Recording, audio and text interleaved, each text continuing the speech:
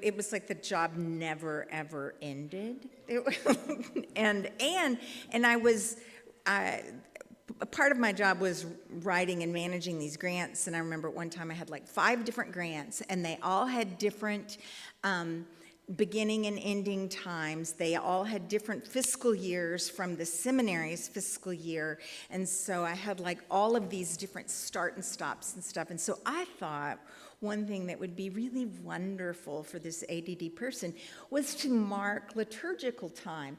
And so I changed the light bulb outside my door with a different color for each liturgical season. And I thought it was really cool until my boys got into like middle school and high school, and they were like, why do you have these lights outside? And then the red light was a real problem. So I don't do that anymore. Anyway, so today is the last Sunday on the church calendar. Next Sunday begins Advent. It's a season of reflection, a season living in hopeful preparation for a world of peace that's filled with joy all the while we face and live within the vicissitudes of life. And today, in the church calendar, there's a special day called the Feast of Christ the King. Now, when I think of the church calendar, I think of tonsured monks over parchments painting bejeweled pages. And it seems like things were surely created long, long ago in a world so different from ours. But the church, its celebrations, its rituals, and how it addresses the world continues to grow and change. And Christ the King is actually a rather newish holiday in the world of church. It was instituted in 1925 by Pope Pius XI. He looked around the world and was disturbed by what he saw happening. And so he threw all that he had at his disposal to try to stem the tide, or interrupt at least the tide of events that he saw pulling the faithful from the ways of Christ, and to remind his grand flock to what they were called. Pope Pius XI was named Pope in 1922, and soon thereafter the world witnessed the rise of fascism.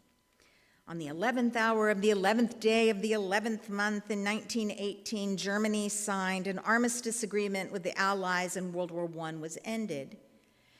But Europe was devastated by the brutality of this war. And the Treaty of Versailles was the most punitive of treaties that was ever devised in the modern world. The burden of reparations was so great, it left Germany few ways to gain control over rapid inflation and rising poverty. And people began blaming one another instead of the powers that were, who commanded and profited from what had gone on before.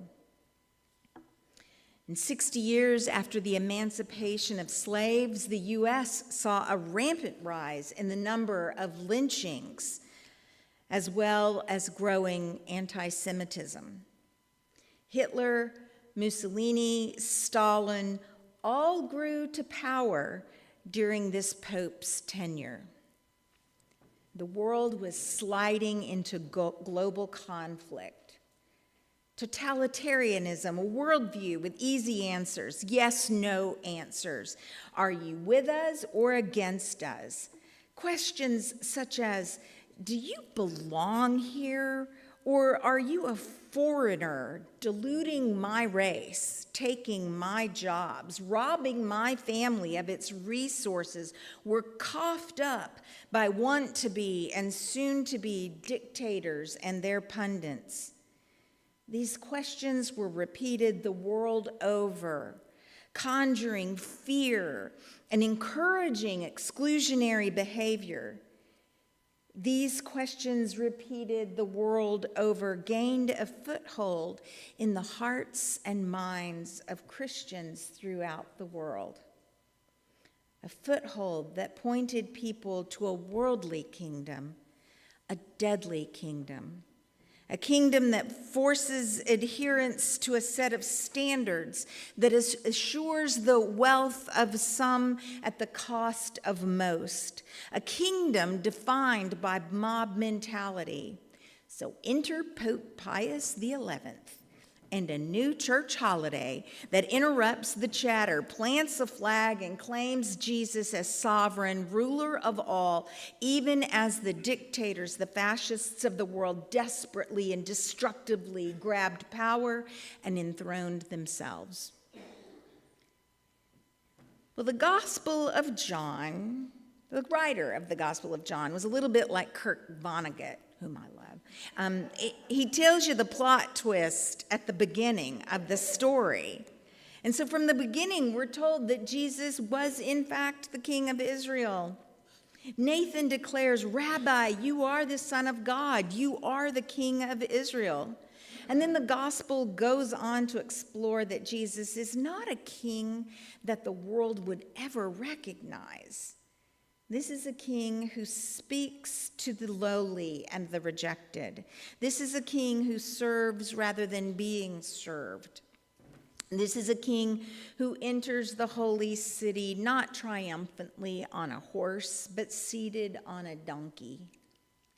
And as the crucifixion makes clear, Jesus' kingship or sovereignty is not of this world.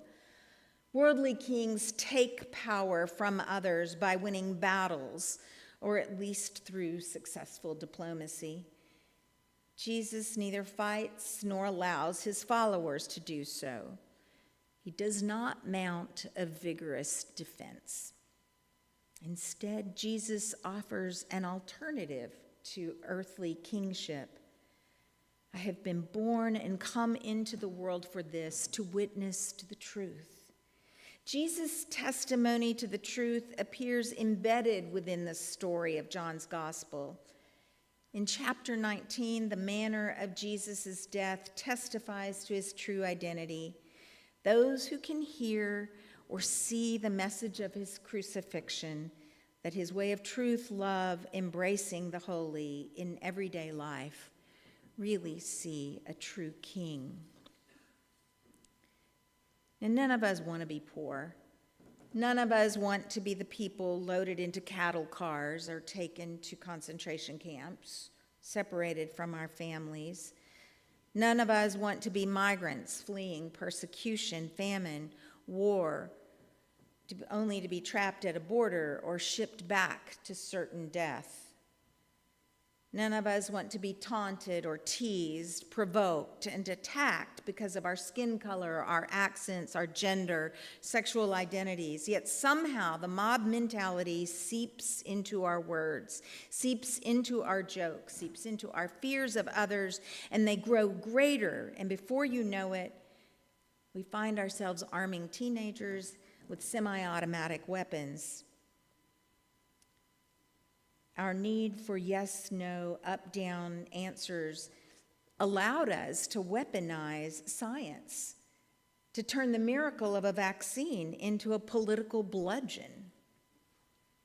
Our desire to be in control stops us from allowing nuanced conversations about consent, assault, predatory behavior, and allows us to justify the leadership of people known to prey on others. It wasn't just a special church holiday that Pope Pius XI instituted. As I said, he used all he had at his disposal. And he wrote encyclicals. It's a fancy name for papal letters. He wrote these against Mussolini's and Hitler's fascism, the anti-religious aspect of growing communism, the rise of anti-Semitism and racism in the United States, and he declared that the Vatican would not engage in war with any country. He toiled while mobs of Christians grew weary and distracted. So today we must ask ourselves, is Christ our sovereign? We ask this knowing what comes next in the story of Jesus. The mob takes over and mayhem ensues. We ask this knowing that next week we slip into the sweet quiet of hopeful anticipation of a new life, of a fresh start.